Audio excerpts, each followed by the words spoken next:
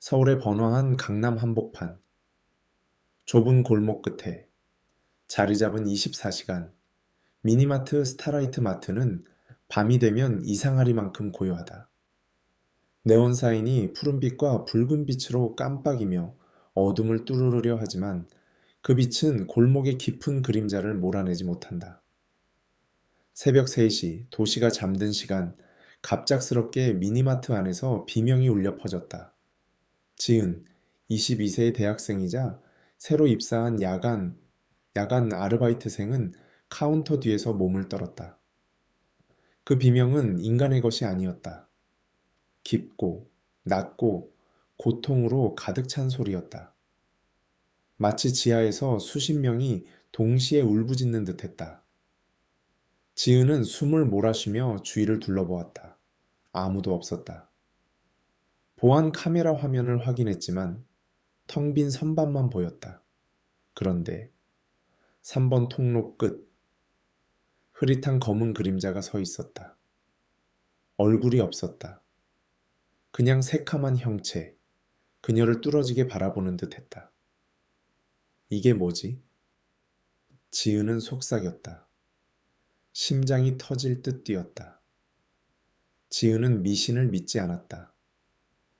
학비를 벌기 위해 이 일을 시작한 그녀에게 미니마트는 그저 돈을 버는 장소일 뿐이었다. 입사 첫날, 매니저 박 씨는 퉁명스럽게 말했다. 지하실에 대해 묻지 마. 그냥 일만 해. 지은은 별 생각 없이 고개를 끄덕였다. 지하실은 재고를 보관하는 곳일 거라 생각했다. 하지만 그날 밤 모든 것이 달라졌다. 새벽 2시, 공기가 무거워지며 에어컨이 이상한 소리를 냈다. 넌등이 깜빡였다. 그리고 그녀의 이름을 부르는 속삭임이 들렸다. 지은, 지은, 차갑고 길게 늘어지는 목소리였다. 그녀는 뒤를 돌아보았지만 아무도 없었다. 다시 카메라를 확인하자 그 검은 그림자가 3번 통로에서 카운터 쪽으로 천천히 다가오고 있었다. 지은은 비명을 지르며 문으로 달려갔지만 자동 유리문이 쾅 닫히며 잠겼다. 차가운 바람이 그녀의 목덜미를 스쳤다. 우리의 장소를 돌려줘. 속삭임이 그녀의 귀를 파고들었다. 지은은 그날 밤을 간신히 버텼다. 새벽 6시, 교대 시간이 되자 그녀는 미니마트를 뛰쳐나왔다. 하지만 그 비명과 그림자는 그녀의 머릿속을 떠나지 않았다. 그녀는 알았다. 스타라이트 마트는 평범한 가게가 아니었다. 그곳에는 무언가 살아있지 않은 것이 있었다. 그리고 그녀는 그 비밀을 파헤치지 않으면 안 될 것 같았다. 이곳은 단순한 미니마트가 아니었다. 그 아래에는 잊혀진 과거가 묻혀 있었다. 다음 날 아침, 지은은 잠을 이루지 못한 채 미니마트로 돌아왔다. 그녀는 박 씨에게 답을 요구하기로 했다. 박 씨는 늘 그렇듯 무뚝뚝한 얼굴로 물건을 정리하고 있었다. 지하실에 대해 말해주세요. 지은이 단호하게 물었다. 박 씨는 그녀를 노려보며 말했다. 묻지 말라니까. 그냥 이래. 하지만 그의 눈에는 두려움이 스쳐갔다. 지은은 포기하지 않았다. 박 씨가 점심시간에 자리를 비운 사이 그녀는 그의 사무실로 몰래 들어갔다. 먼지 쌓인 서랍 속에서 오래된 서류 뭉치를 발견했다. 소리치우 번지, 토지, 역사 기록이라는 제목이 적혀 있었다. 그녀는 서류를 펼쳤다. 심장이 쿵쾅거렸다. 서류에는 충격적인 사실이 적혀 있었다.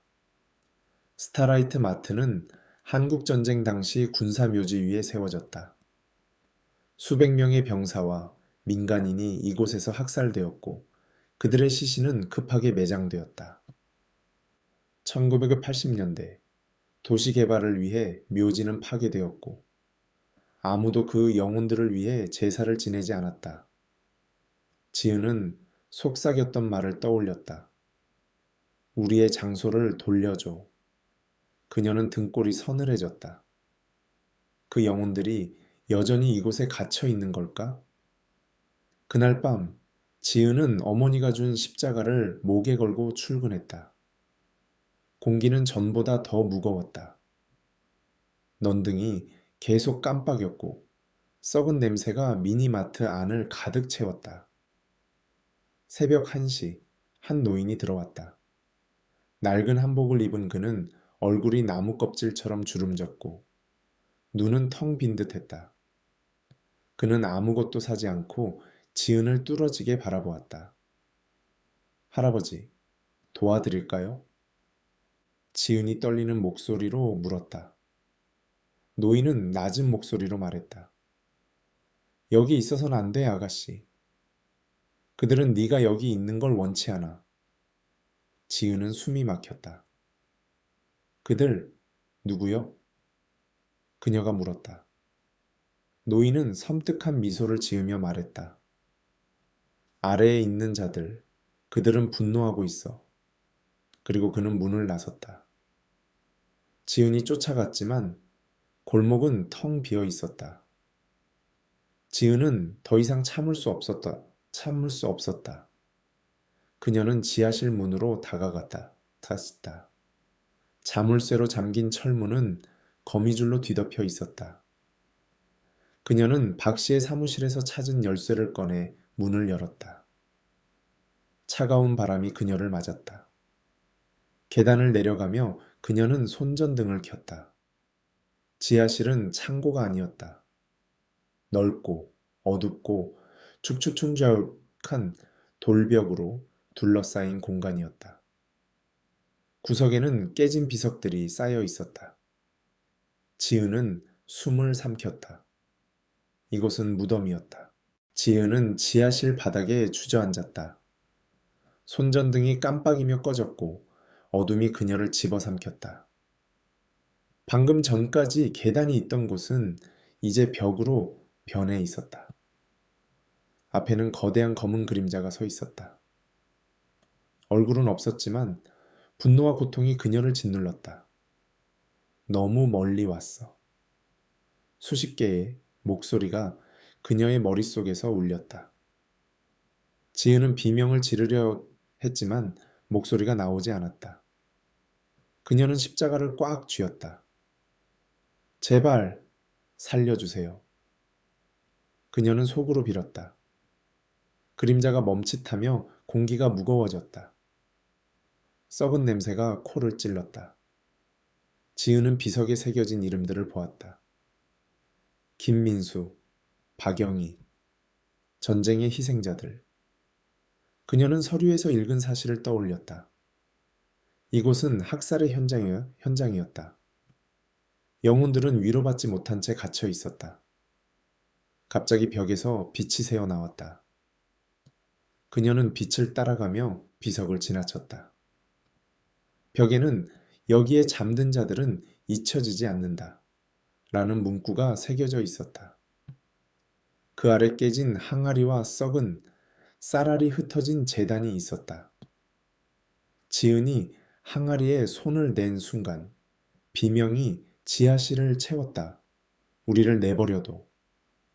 바닥이 뜨거워졌고 검은 손들이 그녀의 발목을 붙잡았다. 그때 문이 쾅 열리며 흰 한복을 입은 창백한 여자가 나타났다. 지은아, 왜 여기에 온 거지? 그녀의 목소리는 차가웠다. 나는 이곳을 지키는 자야. 이 영혼들은 내 가족이야. 지은은 공포에 질려 물었다. 어떻게 제 이름을 아는 거죠? 여자는 미소 지으며 말했다. 너에게 기회를 줄게. 이 비밀을 밝히고 우리를 위로해. 아니면 영원히 여기에 갇힐 거야. 여자는 지은의 이마에 손을 댔다. 순간 지은은 전쟁의 참상을 보았다. 폭격, 비명, 죽음. 그녀는 비명을 지르며 깨어났다. 손에는 한지 종기가 쥐어져 있었다. 그 위에는 수백 개의 이름이 적혀 있었다. 그녀는 깨달았다. 이 영혼들을 위로해야 했다. 하지만 시간이 없었다. 지은은 지하실에서 깨어난 후 한지 종이를 손에 쥔 채 계단을 뛰어 올라갔다. 그녀의 심장은 여전히 쿵쾅거렸다. 방금 본 환영, 폭격, 비명, 죽음의 장면, 그녀의 머릿속에서 지워지지 않았다. 한지 종이에는 빼곡히 적힌 이름들이 있었다. 수백 명의 이름, 전쟁의 희생자들. 그녀는 알았다. 이 영혼들을 위로하지 않으면 그녀는 이곳에서 벗어날 수 없을 것이다. 하지만 어떻게? 그녀는 단지 평범한 대학생일 뿐이었다. 무당도 사제도 아니었다. 그러나 그 창백한 여자의 말이 그녀를 붙잡고 있었다. 이 비밀을 밝히고 우리를 위로해. 아니면 영원히 여기에 갇힐 거야. 지은은 미니마트의 카운터로 돌아와 숨을 고르며 생각에 잠겼다. 새벽 4시, 가게는 여전히 고요했다. 하지만 이제 그 고요함은 위협적이었다. 넌등이 깜빡이며 그녀를 조롱하는 듯했다. 그녀는 전화기를 꺼내 인터넷을 검색했다. 한국전쟁, 강남묘지, 영혼 위로의식. 검색 결과는 많았지만 대부분이 미신이나 도시 전설에 관한 것이었다. 그러다 한 블로그에서 강남 근처에 사는 유명한 무당 김할머니에 대한 글을 발견했다. 김할머니는 전쟁 피해자들의 영혼을 위로하는 의식을 여러 번 진행한 적이 있다고 했다. 지은은 망설였다. 그녀는 이런 일을 믿지 않았지만 지금은 다른 선택지가 없었다. 다음 날 아침, 지은은 김 할머니의 집을 찾아갔다. 강남에서 버스를 타고 30분 거리에 있는 한적한 동네, 오래된 한옥집 앞에 서 있었다. 문을 두드리자 주름진 얼굴에 날카로운 눈빛을 한 노파가 문을 열었다. 누구냐? 김할머니의 목소리는 굵고 단호했다. 지은은 떨리는 목소리로 스타라이트 마트에서 일어난 일, 비명, 검은 그림자, 지하실에 비석, 한복 입은 여자를 설명했다. 김할머니는 조용히 듣더니 한숨을 쉬었다. 그곳 21호번지 묘지구나. 내가 오래전에 경고했었지. 그 땅은 건드리면 안 되는 곳이야. 김할머니는 지은을 집 안으로 초대했다. 방 안에는 향 냄새가 가득했고 벽에는 오래된 부적이 걸려 있었다. 할머니는 차를 내으며 말했다. 그곳은 전쟁 중 학살된 사람들의 무덤이야. 병사도, 민간인도, 아이들도. 그들은 제대로 된 장례도 없이 땅에 묻혔어. 그 영혼들은 분노하고 있어. 특히 그 여자, 네가 본 그 여자는 아마도 지키는 자일 거야. 그녀는 그 영혼들을 보호하려 하지만 동시에 그들의 고통에 갇혀 있어. 지은은 한지 종이를 꺼내 보여주었다. 김할머니는 종이를 보며 눈을 가늘게 떴다. 이 이름들, 이건 그들의 요구야. 의식을 해야 해. 하지만 위험해. 준비가 부족하면 너도 나도 그들의 분노에 휩싸일 수 있어. 김할머니는 의식을 위해 필요한 물건들을 알려주었다. 쌀, 소금, 한지, 향, 그리고 희생자들의 이름을 새긴 작은 나무패. 그리고 제일 중요한 건 할머니가 단호하게 말했다. 내 마음이 흔들리면 안 돼. 그들은 내 두려움을 먹고 자란다. 지은은 고개를 끄덕였지만 속으로는 두려움이 커져갔다. 그녀는 정말 이 일을 할 수 있을까? 하지만 그 여자의 말이 떠올랐다. 영원히 갇힐 거야. 그녀는 선택의 여지가 없었다. 그날 밤 지은은 다시 미니마트로 돌아갔다. 그녀는 김할머니가 준 부적을 주머니에 넣고 의식을 준비하기 위해 물건들을 챙겼다. 하지만 가게에 들어서자마자 공기가 차갑게 변했다. 선반 위의 물건들이 갑자기 바닥으로 떨어졌다. 유리병이 깨지며 날카로운 소리가 울렸다. 지은은 숨을 삼키며 카운터 뒤로 숨었다. 그때 카메라 화면에 다시 그 검은 그림자가 나타났다. 이번에는 한 명이 아니었다. 수십 개의 그림자가 3번 통로를 가득 채웠다. 그들은 천천히 소리 없이 카운터 쪽으로 다가왔다. 지은, 지은. 그들의 속삭임이 이제는 합창처럼 들렸다. 그녀는 부적을 꽉 쥐며 속으로 빌었다. 제발 날 내버려둬. 갑자기 문이 콱 열리며 낯익은 목소리가 들렸다. 지은아, 거기 있나? 박 씨였다. 그의 얼굴은 창백했고 손에는 낡은 나무 상자가 들려 있었다. 너 지하실에 갔지? 이제 돌이킬 수 없어. 그의 목소리는 떨리고 있었다. 지은은 혼란스러웠다. 박 씨는 이 모든 걸 알고 있었던 걸까? 그리고 그 상자에는 무엇이 들어있는 걸까? 지은은 박 씨의 창백한 얼굴을 바라보며 숨을 삼켰다. 그의 손에 든 낡은 나무 상자는 오래된 칠이 벗겨져 있었고 그 위에는 희미한 한글로 칩치급번지라는 글자가 새겨져 있었다. 이게 뭐예요? 지은이 떨리는 목소리로 물었다. 박 씨는 잠시 망설이더니 낮은 목소리로 말했다. 이건 그들을 진정시키기 위한 물건이야. 하지만 너무 늦었을지도 몰라. 그의 눈에는 두려움과 죄책감이 뒤섞여 있었다. 지은은 혼란스러웠다. 박 씨는 이 모든 비밀을 알고 있었던 걸까? 그리고 왜 지금까지 침묵했던 걸까? 그때 미니마트의 넌등이 갑자기 꺼졌다. 어둠이 가게를 집어삼켰다. 지은은 비명을 지르며 부적을 꺼내 쥐었다. 박 씨, 이게 무슨 일이에요? 그녀가 외쳤다. 하지만 박 씨는 대답 대신 상자를 바닥에 내려놓고 속삭였다. 지금 시작해야 돼. 김할머니가 오고 있지? 지은은 고개를 끄덕였다. 그녀는 이미 김할머니에게 연락해 오늘 밤 의식을 준비하겠다고 약속한 상태였다. 하지만 지금 이 순간 그녀는 자신이 준비되지 않았음을 깨달았다. 공기는 점점 더 차가워졌고 썩은 냄새가 코를 찔렀다. 카메라 화면에는 더 이상 그림자 하나가 아니었다. 수십, 아니 수백 개의 검은 형체가 통로를 가득 채웠다. 그들은 소리 없이 움직였지만 그들의 분노는 지은의 피부에 와 닿았다. 밖에서 차 소리가 들리며 김할머니가 도착했다. 그녀는 흰 한복을 입고 손에는 커다란 가방을 들고 있었다.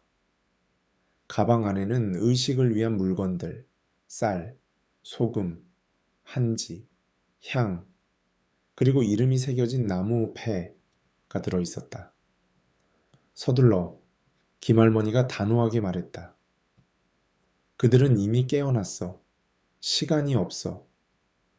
지은은 박 씨와 함께 김할머니를 따라 지하실로 내려갔다. 계단을 내려가는 동안 지은은 다시 그 차가운 바람을 느꼈다. 이번에는 더 강렬했다. 마치 누군가가 그녀의 숨을 빼앗으려는 듯했다. 지하실에 도착하자 김할머니는 즉시 제단을 준비했다. 깨진 비석들 사이에 쌀과 소금을 뿌리고 한지에 적힌 이름들을 하나씩 읽으며 나무패를 올렸다. 이 영혼들을 위로하라. 그들의 고통을 풀어주소서. 김할머니가 낮은 목소리로 주문을 외웠다. 지은은 그녀 옆에서 향을 피웠다. 하지만 의식이 시작되자마자 지하실이 흔들리기 시작했다. 바닥이 진동했고 벽에서 돌가루가 떨어졌다. 멈춰! 수십 개의 목소리가 동시에 울렸다. 지은은 귀를 막았지만 그 소리는 그녀의 머릿속을 파고들었다. 갑자기 한복을 입은 창백한 여자가 다시 나타났다. 그녀의 눈은 새카맸고 얼굴은 분노로 일그러져 있었다. 너희가 감히 우리를 위로하려 해. 그녀가 소리쳤다. 이곳은 우리의 고통이야. 너희가 건드린 이 땅은 저주받았어. 지은은 공포에 질려 물러섰다. 김할머니는 흔들림 없이 주문을 계속 외웠지만 그녀의 손도 떨리고 있었다. 박 씨는 겁에 질린 얼굴로 상자를 열었다. 안에는 오래된 흑백 사진과 군복 조각이 들어 있었다. 이건 그들의 유품이야. 박 씨가 속삭였다. 내 아버지가 이곳에서 죽었어. 나도 이 비밀을 숨기려 했지만 그의 말이 끝나기 전에 지하실의 벽이 갈라지며 검은 연기가 뿜어져 나왔다. 영희 속에서 수많은 그림자들이 형체를 드러냈다. 병사들, 민간인들, 심지어 어린아이들의 모습까지. 그들의 눈은 텅 비어 있었지만 분노는 지은의 가슴을 찔렀다. 우리를 잊었어. 그들이 외쳤다. 지은은 비명을 지르며 제단 뒤로 숨었다. 김할머니는 마지막 나무 패를 올리며 소리쳤다. 이제 그만 너희의 고통을 위로하겠다. 하지만 그 순간 연기가 김할머니를 휘감았다. 그녀는 비명을 지르며 쓰러졌다. 지은은 공포에 질려 김할머니를 부축하려 했지만 그녀의 손은 차갑게 식어 있었다. 박 씨는 상자를 떨어뜨리며 주저앉았다. 내 잘못이야. 내가 이곳을 열지 말았어야 했어. 지은은 그의 말을 무시하고 한지 종이를 꺼냈다. 그녀는 떨리는 목소리로 이름을 하나씩 읽기 시작했다. 김민수, 박영희, 최병철. 그녀의 목소리가 지하실을 채우자 그림자들이 멈칫했다. 하지만 그들의 분노는 아직 사라지지 않았다. 지은은 알았다. 이 의식은 아직 끝나지 않았다. 그리고 그녀는 혼자 이 싸움을 계속해야 할지도 몰랐다. 지은은 김할머니를 부축하며 떨리는 손으로 그녀의 맥박을 확인했다. 차갑고 약했다. 할머니, 정신 차리세요. 지은이 외쳤다. 하지만 김할머니는 미동도 없이 바닥에 누워 있었다. 검은 연기가 지하실을 가득 채웠고 수십 개의 그림자들이 지은을 둘러쌌다. 그들의 속삭임은 이제 비명으로 변했다. 우리를 배신했어. 이 땅은 우리의 것. 지은의 귀를 찢는 소리였다. 박 씨는 여전히 주저앉아 중얼거렸다. 내 잘못이야. 아버지. 미안해. 그의 손에서 떨어진 나무 상자는 열려 있었고 그 안에 흑백 사진이 바닥에 흩어졌다. 사진 속에는 군복을 입은 젊은 남자와 그의 가족이 있었다. 지은은 그 사진을 보고 숨을 삼켰다. 남자의 얼굴은 박 씨와 놀라울 정도로 닮아 있었다. 박 씨, 이게 뭐예요? 아버지가 여기서 죽었다고요? 지은이 다급하게 물었다. 박 씨는 고개를 들며 눈물을 글썽겼다. 내 아버지는 이곳에서 전쟁 중에 죽었어. 난 그걸 잊으려 했지. 했지. 이 미니마트를 운영하면서 모든 걸 덮으려 했어. 하지만 그들은 잊지 않았어.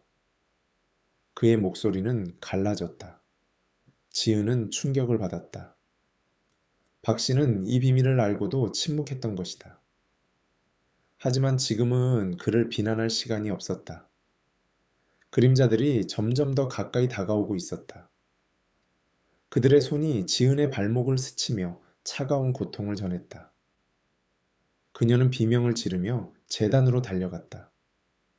지은은 한지 종이를 다시 꺼냈다. 그녀의 손은 떨렸지만 김할머니의 말이 떠올랐다. 내 마음이 흔들리면 안 돼. 그들은 내 두려움을 먹고 자란다.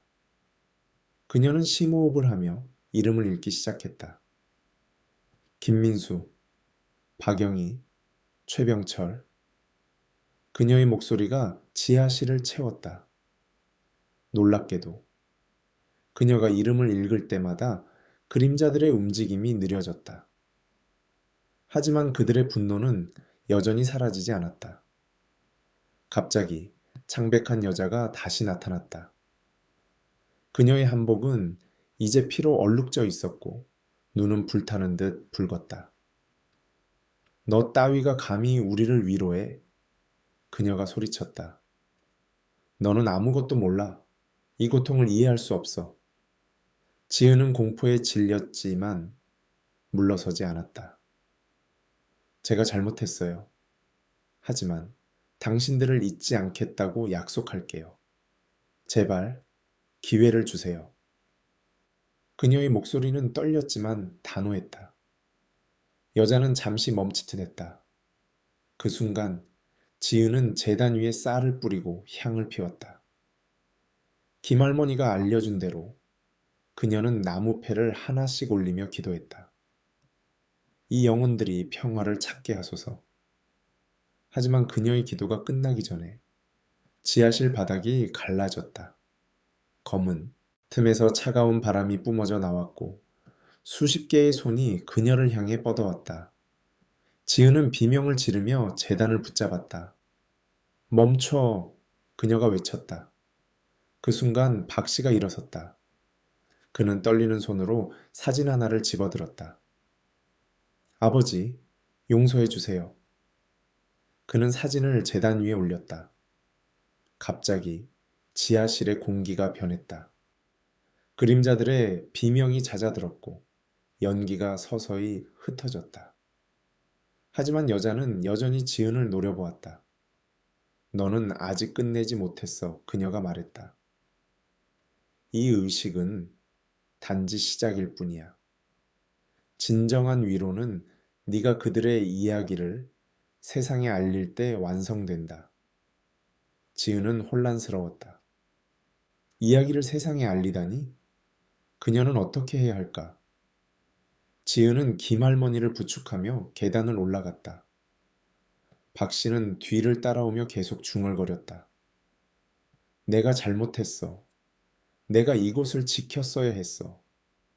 지은은 그를 무시하고 김할머니를 카운터 뒤에 눕혔다.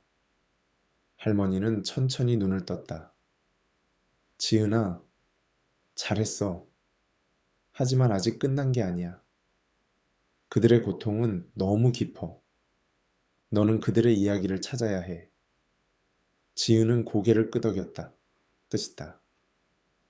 그녀는 이제 이 싸움을 끝낼 책임이 자신에게 있다는 것을 알았다. 하지만 어떻게? 그녀는 단서가 필요했다. 그리고 그 단서는 박 씨의 나무 상자에 있을지도 몰랐다. 지은은 상자를 열어 사진과 유품을 살펴보았다. 그 안에는 낡은 편지도 있었다. 편지에는 박 씨의 아버지가 동료 병사에게 쓴 글이 적혀 있었다. 우리는 이곳에서 죽을지도 몰라. 하지만 우리의 이름이 잊히지 않기를. 지은의 눈에 눈물이 고였다. 그녀는 결심했다. 깨어있다. 이 영혼들의 이야기를 세상에 알리고 그들의 이름을 되찾아 주리라. 지은은 박 씨의 낡은 나무 상자를 손에 들고 미니마트의 카운터에 앉아 있었다. 새벽 5시, 서울의 거리는 아직 어둠에 잠겨 있었다. 김할머니는 의식을 마친 후 기운이 없었지만 그녀의 눈빛은 여전히 단호했다. 지은아, 그들의 이야기를 세상에 알려야 해. 그게 그들을 진정시킬 유일한 방법이야. 할머니의 말은 지은의 가슴을 무겁게 눌렀다. 하지만 어떻게? 그녀는 단지 평범한 대학생일 뿐이었다. 역사학자도 기자도 아니었다. 그러나 한지 종이에 적힌 이름들과 박 씨의 편지는 그녀에게 책임감을 심어주었다. 그녀는 이 영혼들의 이야기를 잊히지 않게 해야 했다. 지은은 전화기를 꺼내 인터넷을 검색했다. 한국전쟁, 강남학살, 소실번지 묘지. 검색 결과는 많았지만 대부분이 오래된 기록이나 확인되지 않은 이야기였다. 그러다 그녀는 한 지역 역사학자의 블로그를 발견했다. 이수진 교수, 서울대학교에서 한국전쟁사를 연구하는 학자였다. 친다. 블로그에는 샤바이스국 번지 묘지에 대한 짧은 언급이 있었다. 강남 멈소리 쑥번지는 전쟁 중 민간인과 병사들이 학살된 비극의 장소로 제대로 된 기록이 거의 남아있지 않다. 지은은 즉시 이수진 교수에게 이메일을 보냈다. 교수님, 저는 스타라이트 마트에서 일하고 있습니다. 그곳에서 이상한 일들이 일어나고 있어요. 납 예국 번지 묘지에 대해 더 알고 싶습니다. 그녀는 자신의 경험을 간략히 설명하며 도움을 요청했다. 이메일을 보낸 후 지은은 미니마트 문을 열고 밖으로 나가려 했다. 하지만 유리문이 움직이지 않았다. 자동문은 또다시 잠겨 있었다. 이게 뭐야? 그녀가 문을 두드리며 외쳤다. 그 순간 미니마트 안의 공기가 차갑게 변했다. 넌등이 깜빡이며 꺼졌다. 어둠 속에서 속삭임이 다시 시작되었다. 떠나지 마. 여기에 남아. 지은은 공포에 질려 문을 세게 쳤다. 하지만 문은 꿈쩍도 하지 않았다. 카메라 화면을 확인하자 3번 통로에 다시 그 그림자들이 나타났다. 이번에는 더 선명했다. 군복을 입은 병사들, 찢어진 옷을 입은 민간인들, 그리고 어린아이들의 모습까지. 그들의 눈은 텅 비어 있었지만 분노는 지은의 심장을 찔렀다. 왜 저를 가두는 거예요? 지은이 외쳤다. 그때 한복을 입은 창백한 여자가 카운터 앞에 나타났다. 그녀의 얼굴은 이제 반쯤 썩어 있었고 입에서 검은 액체가 흘렀다. 너는 우리의 이야기를 훔치려 해. 여자가 쉰 목소리로 말했다. 이곳을 떠나면 우리는 영원히 잊힐 거야. 지은은 고개를 저으며 말했다. 아니에요.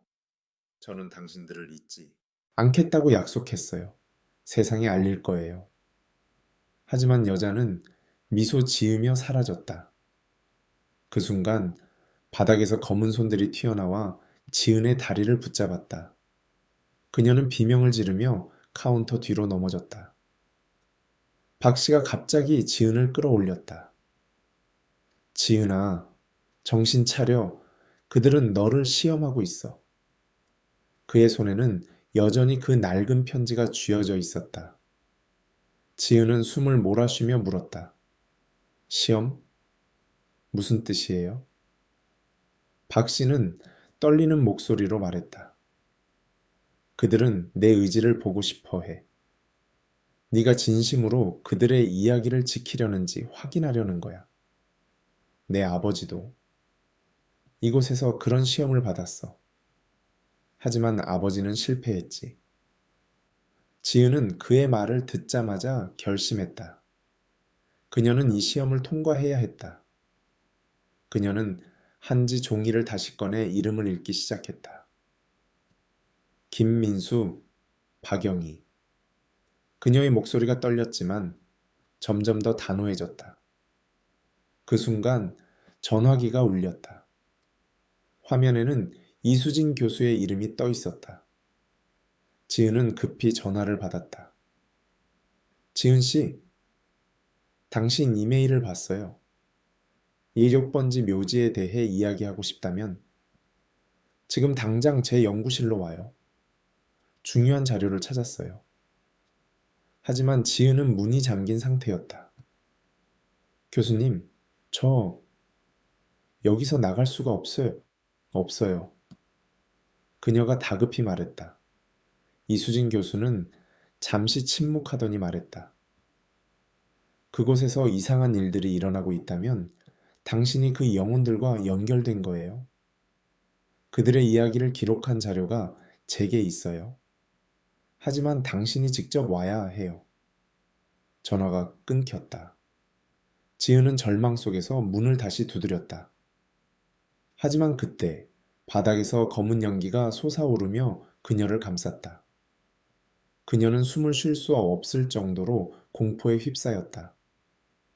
제발, 날 보내줘. 그녀가 속삭였다. 하지만 연기 속에서 여자의 목소리가 다시 들렸다. 너의 진심을 증명해. 지은은 전화기를 손에 쥔 채 미니마트의 유리문을 두드렸다. 하지만 문은 여전히 꿈쩍도 하지 않았다. 검은 연기가 그녀를 둘러싸며 숨을 조였다. 너의 진심을 증명해. 한복을 입은 창백한 여자의 목소리가 그녀의 머릿속에서 메아리 쳤다. 지은은 심호흡을 하며 마음을 다잡았다. 좋아. 내가 증명할게. 그녀는 한지 종이를 꺼내 다시 이름을 읽기 시작했다. 김민수, 박영희, 최병철. 그녀의 목소리는 떨렸지만 점점 더 힘을 얻었다. 연기가 서서히 옅어지며 그림자들의 움직임이 느려졌다. 하지만 그들의 분노는 여전히 그녀를 짓눌렀다. 지은은 박 씨를 돌아보았다. 그는 여전히 바닥에 주저앉아 있었다. 박 씨, 도와주세요. 우리가 같이 해야 해요. 지은이 외쳤다. 박 씨는 떨리는 손으로 고개를 들었다. 나 때문에 이 모든 일이. 그는 중얼거렸다. 하지만 지은은 그의 팔을 잡아 일으켰다. 지금은 비난할 때가 아니에요. 이 영혼들을 위로해야 해요. 당신 아버지의 이야기도 포함이에요.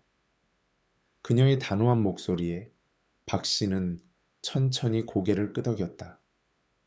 그는 낡은 나무 상자에서 또 다른 유품, 낡은 군용 메달을 꺼내 지은에게 건넸다. 이건 아버지의 마지막 흔적이야. 이걸 제단에 올려. 지은은 메달을 받아 제단에 올렸다. 그 순간 지하실에서 들렸던 비명이 미니마트 전체로 퍼졌다. 유리문이 흔들리며 금이 갔다. 그만둬. 그림자들이 소리쳤다. 하지만 지은은 멈추지 않았다. 그녀는 김할머니가 남긴 부적을 꺼내 제단 위에 놓고 향을 피웠다. 이 영혼들이 평화를 찾게 하소서. 그녀가 기도하자 문이 갑자기 쾅 소리를 내며 열렸다. 차가운 바람이 몰아쳤지만 이번에는 그녀를 가두는 대신 밖으로 밀어내는 듯했다.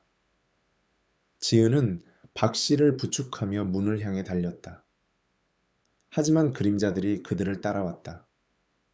검은 손들이 바닥에서 튀어나와 지은의 발목을 다시 붙잡았다. 이수진 교수님을 찾아가야 해요.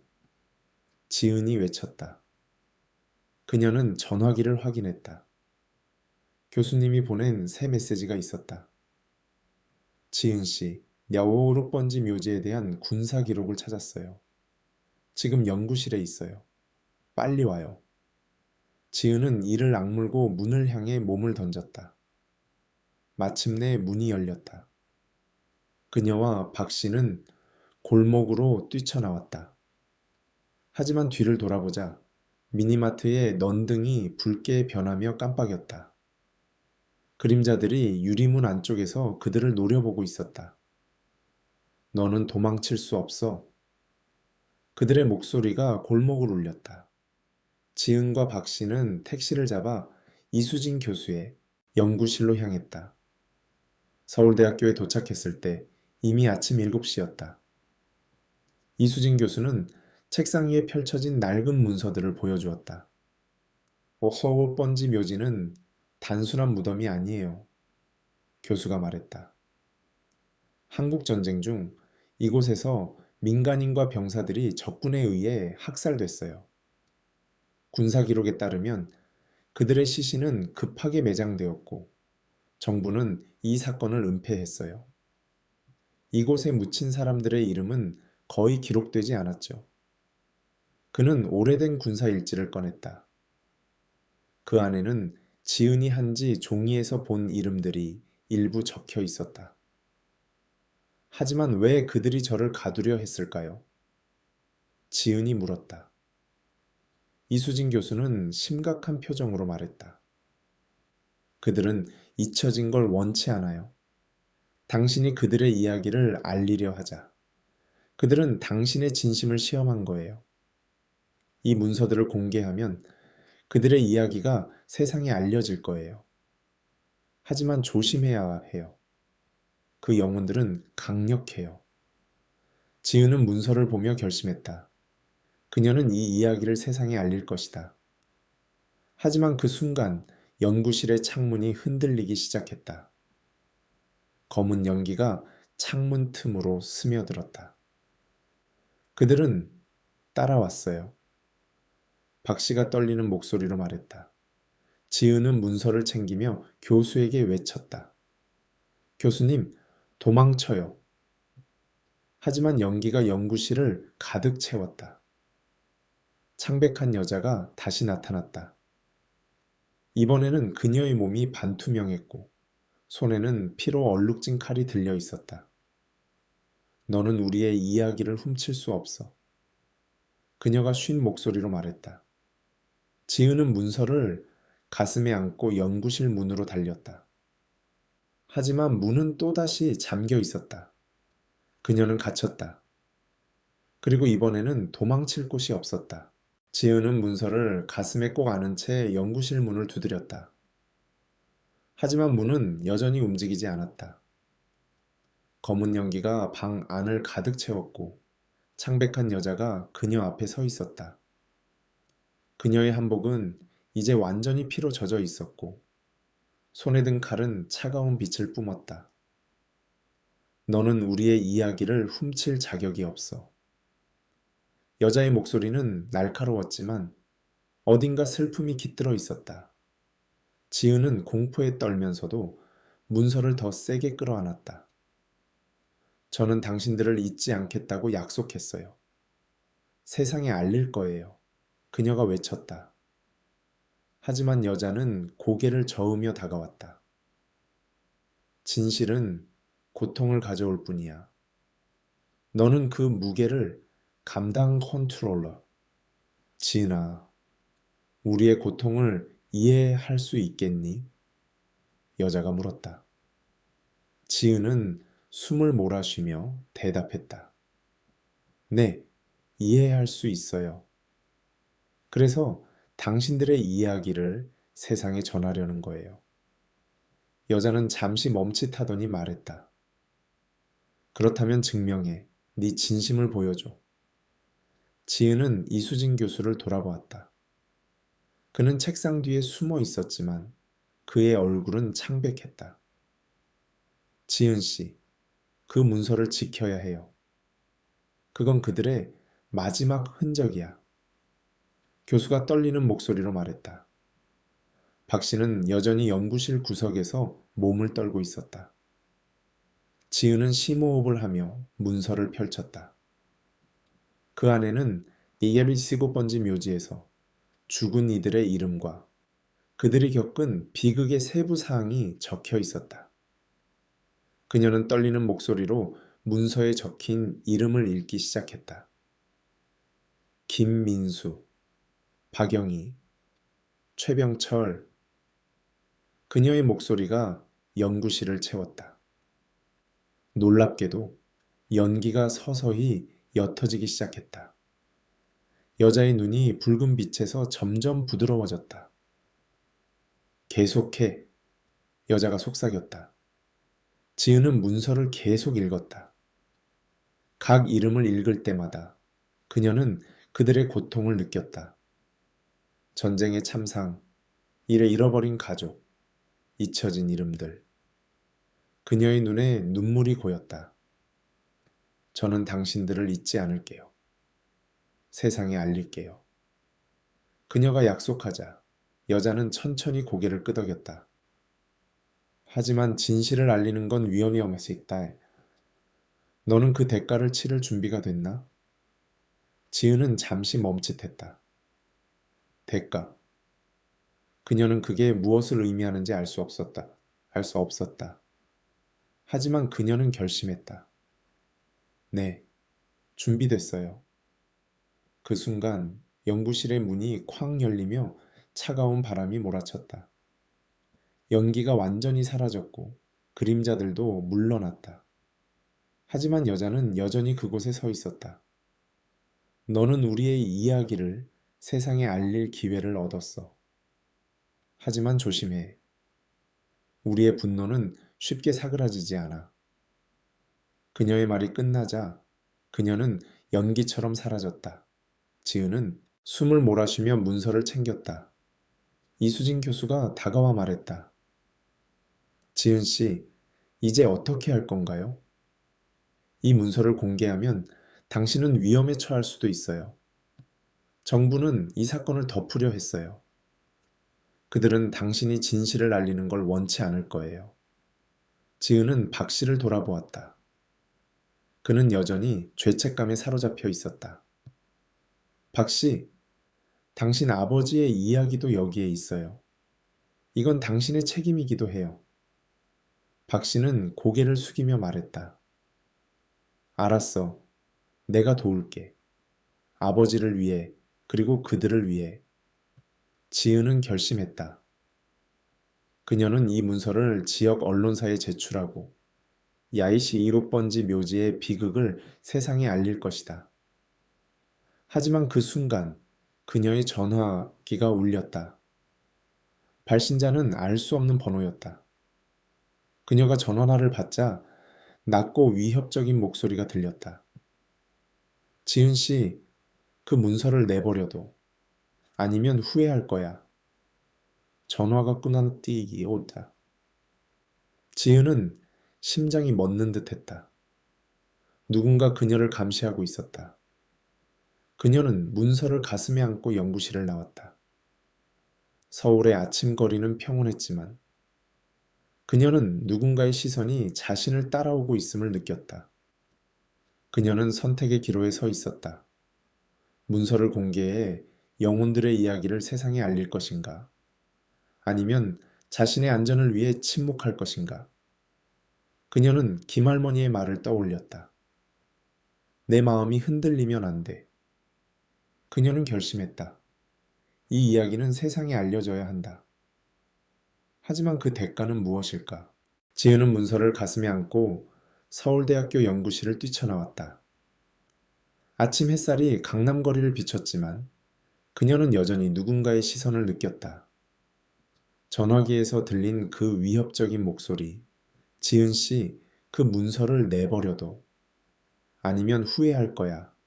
가 그녀의 머릿속을 맴돌았다. 하지만 그녀는 멈출 수 없었다.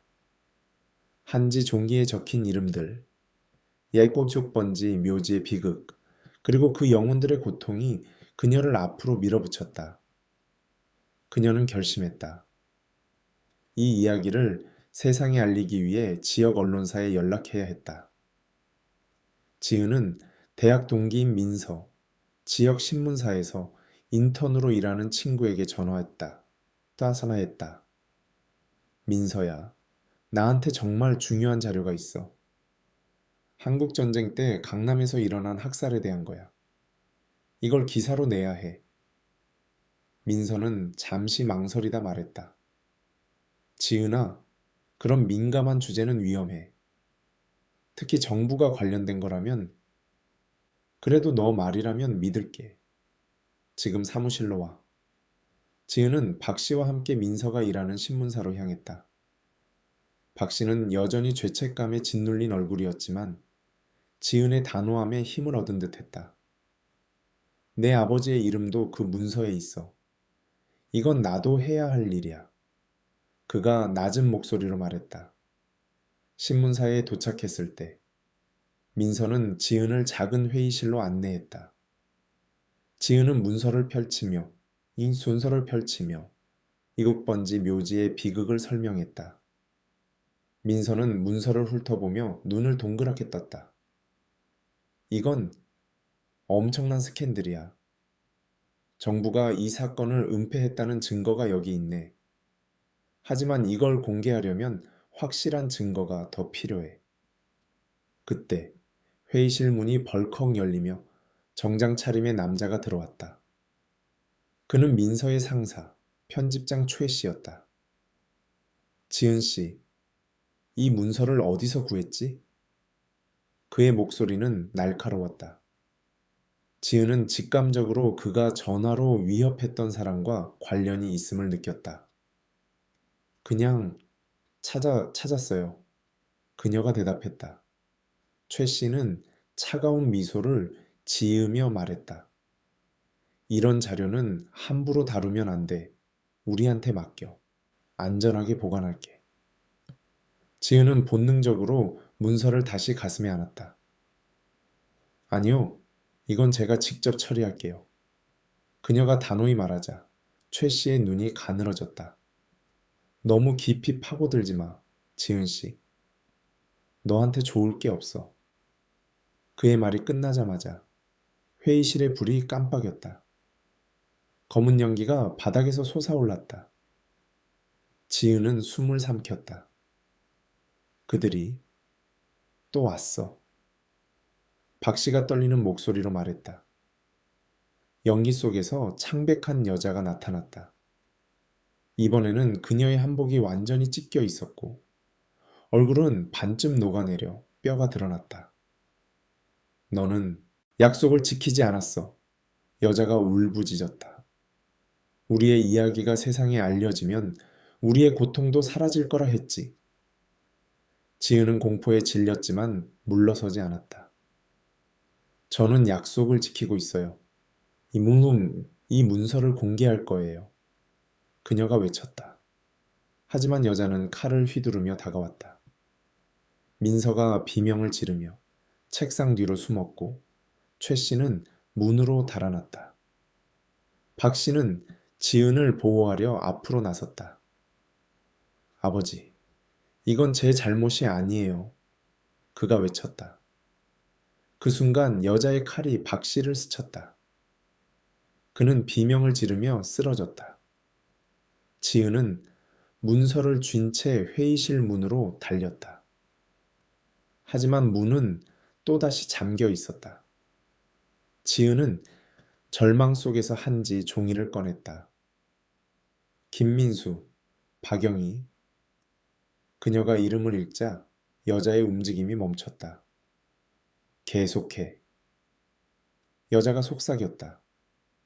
지은은 눈물을 흘리며 이름을 계속 읽었다. 연기가 서서히 옅어졌고 여자의 얼굴이 부드러워졌다. 너는 진심이었구나. 여자가 말했다. 그 순간 문이 열렸다. 지은은 문서를 안고 뛰쳐나갔다. 그녀는 민서에게 외쳤다. 이걸 기사로 내. 제발. 민서는 고개를 끄덕이며 문서를 받았다. 하지만 지은이 신문사를 나서자 그녀의 전화기가 다시 울렸다. 이번에는 화면에 아무 번호도 표시되지 않았다. 지은 씨, 멈추지 마. 낮은 목소리가 들렸다. 하지만 이번에는 위협이 아니었다. 그건 창백한 여자의 목소리였다. 우리의 이야기를 끝까지 지켜줘. 지은은 심장이 뛰었다. 그녀는 알았다. 이 싸움은 아직 끝나지 않았다. 지은은 신문사를 뛰쳐나오며 심장이 터질 듯 뛰었다. 민서에게 문서를 맡긴 것이 옳은 선택이었는지 확신할 수 없었지만 그녀는 창백한 여자의 마지막 말을 믿었다. 우리의 이야기를 끝까지 지켜줘. 그 목소리는 이제 그녀의 머릿속에서 희망처럼 들렸다. 하지만 서울의 거리는 더 이상 안전하지 않았다. 그녀가 골목을 지나자 검은 SUV가 그녀를 따라오고 있음을 깨달았다. 차 안에는 정장 차림의 남자들이 있었다. 그들의 눈빛은 최 씨, 신문사 편집장과 똑같이 차가웠다. 지은은 직감했다. 그들은 샤비스거 번지 묘지의 진실을 영원히 묻으려는 자들이었다. 지은은 전화기를 꺼내 민서에게 메시지를 보냈다. 민서야, 지금 기사를 올려. 제발, 서둘러. 하지만 답장은 오지 않았다. 그녀는 택시를 잡아 스타라이트 마트로 돌아갔다. 그곳은 이제 그녀에게 공포의 장소였지만 동시에 모든 것이 시작된 곳이었다. 그녀는 이 싸움을 끝내기 위해 그곳으로 돌아가야 했다. 미니마트에 도착했을 때 박 씨가 문 앞에 서 있었다. 그의 얼굴은 상처로 얼룩져 있었지만 눈에는 결의가 서려 있었다. 지은아, 내가 도울게. 이건 내 아버지의 일이기도 해. 그는 손에 김할머니가 준 부적을 쥐고 있었다. 지은과 박 씨는 미니마트 안으로 들어갔다. 공기는 여전히 차갑고 무거웠다. 넌등은 꺼져 있었고 어둠 속에서 속삭임이 다시 시작되었다. 너는 약속을 지켰나? 지은은 한지 종이를 꺼내 제단을 준비했다. 그녀는 김할머니가 알려준 대로 쌀과 소금을 뿌리고 나무 패를 올렸다. 김민수, 박영희, 최병철. 그녀가 이름을 읽자 미니마트 바닥이 흔들렸다. 검은 연기가 솟아올랐고 창백한 여자가 다시 나타났다. 하지만 이번에는 그녀의 얼굴이 부드러웠다. 너는 우리의 이야기를 지켰다. 여자가 말했다. 하지만 아직 끝나지 않았어. 그들의 분노는 세상에 알려져야 해. 그 순간 미니마트 문이 쾅 열리며 정장 차림의 남자 둘이 들어왔다. 그들은 손에 서류 가방을 들고 있었다. 지은 씨, 그 문서를 내놔. 한 남자가 낮은 목소리로 말했다. 그건 너 같은 애가 다룰 게 아니야. 지은은 물러서며 외쳤다. 이건 그들의 이야기예요. 당신들이 은폐할 수 없어요. 남자들이 다가오자 갑자기 미니마트의 선반이 무너졌다. 유리병이 바닥에 떨어져 산산조각 났다. 그림자들이 나타나 남자들을 둘러쌌다. 너희가 우리를 잊게 했어. 그림자들이 소리쳤다. 남자들은 비명을 지르며 도망쳤다. 지은은 제단 앞에 무릎을 꿇고 기도했다. 이 영혼들이 평화를 찾게 하소서. 박 씨도 그녀 옆에서 무릎을 꿇었다. 아버지 용서해 주세요. 그가 속삭였다. 그 순간 그녀의 전화기가 울렸다. 민서였다. 지은아, 기사 올렸어. 지금 뉴스 포털에 실시간으로 올라가고 있어. 지은은 눈물을 흘리며 웃었다. 고마워, 민서야. 그녀가 속삭였다. 미니마트의 공기가 따뜻해졌다. 연기가 사라지고 그림자들도 점점 옅어졌다. 창백한 여자가 마지막으로 나타났다. 고맙다, 지은아. 우리의 이름이 세상에 알려졌어. 그녀는 미소 지으며 사라졌다. 며칠 후 여모국 번지 묘지의 이야기는 전국적인 화제가 되었다. 뉴스는 정부가 전쟁 중 학살을 은폐했다는 증거를 보도했고 시민들은 스타라이트 마트가 있던 자리에 추모비를 세우자고 요구했다. 지은은 미니마트로 돌아가지 않았다. 하지만 그녀는 김할머니와 박 씨와 함께 매년 그곳에서 작은 제사를 지냈다. 그들의 이름은 더 이상 잊히지 않았다. 교훈. 이 이야기는 우리에게 잊혀진 역사를 되새기는 것의 중요성을 일깨운다. 과거의 비극을 외면하면 그 상처는 치유되지 않고 분노로 남는다. 진실을 마주하고 그것을 세상에 알리는 용기는 우리 모두에게 필요하다. 때로는 두려움과 위험을 무릅써야 하지만 그로 인해 누군가의 고통이 위로받는다면 그건 가치 있는 싸움이다. 여러분도 주변에 잊혀진 이야기를 찾아보고 그것을 기억하는 작은 행동을 시작해보는 건 어떨까? 소르시국 번지 묘지의 이야기가 세상에 공개된 후 서울은 한동안 소란스러웠다. 뉴스 채널들은 연일 한국전쟁 중 은폐된 학살 사건을 보도했고 시민들은 강남의 스타라이트 마트가 있던 자리에 추모비를 세우자는 운동을 시작했다. 지은은 더 이상 그 미니마트로 돌아가지 않았다. 그녀는 아르바이트를 그만두고 대학으로 돌아가 역사학을 전공하기로 결심했다. 그 끔찍한 밤들을 겪으며 그녀는 잊혀진 역사를 되살리는 일이 자신의 소명임을 깨달았다. 하지만 그 과정은 쉽지 않았다. 그녀는 여전히 누군가의 시선을 느끼곤 했다. 정장 차림의 남자들, 최 씨와 같은 이들이 그녀를 주시하고 있었다.